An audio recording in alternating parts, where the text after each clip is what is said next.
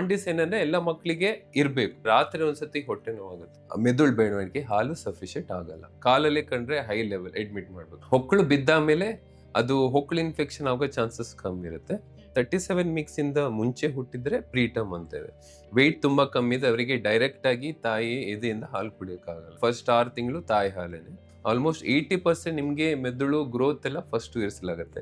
ಅಕಸ್ಮಾತ್ ಕಮ್ಮಿ ಆದ್ರೆ ಇಂಟೆಲಿಜೆನ್ಸ್ ಕಮ್ಮಿ ಆಗ್ಬೋದು, ಅಥವಾ ಸ್ವಲ್ಪ ರೋಗ ನಿರೋಧಕ ಶಕ್ತಿ ಎಲ್ಲ ಕಮ್ಮಿ ಆಗ್ಬೋದು. ಫಸ್ಟ್ 1000 ಡೇಸ್ ಅಂತ ಹೇಳ್ತೇವೆ. ಆಮೇಲೆ 6 ತಿಂಗಳ ಹೊತ್ತಿಗೆ ಮಕ್ಕಳು ಕೂತ್ಕೊಳ್ತಾರೆ. ಸೊ 1 ಇಯರ್ ಆಗುವಾಗ ಮಕ್ಕಳು ಒಂದೆರಡು ಶಬ್ದ ಮಾತಾಡಕ್ ಶುರು ಮಾಡ್ತಾರೆ. ಬಟ್ ನೀವು ನಡೆಯುವುದು ನೀವು 15 ತಿಂಗಳವರೆಗೂ ವೇಟ್ ಮಾಡ್ಬೋದು. ಅಲ್ಲಿ ಯೂಶುವಲಿ 6 ಮಂತ್ಸ್ ಇಂದ ಶುರು ಆಗುತ್ತೆ. 1.5 ತಿಂಗಳಿಗೆ ಅವರು ತಾಯಿನ ರೆಕಗ್ನೈಸ್ ಮಾಡ್ತಾರೆ, ಓ ಇದು ತಾಯಿ, ಸ್ಮೈಲ್ ಮಾಡ್ತಾರೆ. ಬಟ್ ಯೂಶುವಲಿ ಎಲ್ಲಾ ಮಕ್ಕಳು ಹುಟ್ಟಿದಾಗ ಜೋರಾಗಿ ಅಳ್ಬೇಕು. ಒಂದ್ಸತಿ ಕಾಲು ದಪ್ಪ ಆಗೋದು ಅದೆಲ್ಲ ಚಾನ್ಸಸ್ ಇರುತ್ತೆ. ಫಸ್ಟ್ 1-2 ವರ್ಷ ಟಿವಿ ಮೊಬೈಲ್ ಅನ್ನು ಝೀರೋ ಮಾಡಿ, ಯಾವಾಗ ಹಸು ಹಾಲು ಕೊಡ್ಬೋದು.